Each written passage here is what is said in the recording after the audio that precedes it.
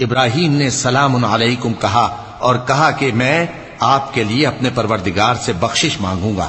بے شک وہ مجھ پر نہایت مہربان ہے، اور میں آپ لوگوں سے اور جن کو آپ اللہ کے سوا پکارا کرتے ہیں ان سے کنارہ کرتا ہوں اور اپنے پروردگار ہی کو پکاروں گا۔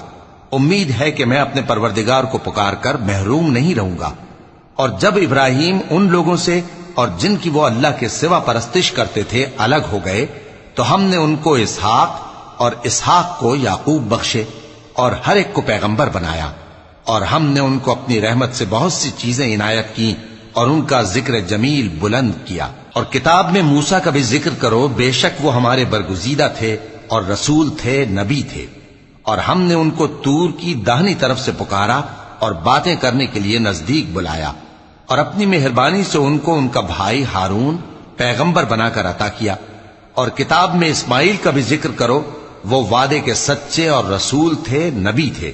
اور وہ اپنے گھر والوں کو نماز اور زکوٰۃ کا حکم کرتے تھے اور اپنے پروردگار کے ہاں پسندیدہ تھے۔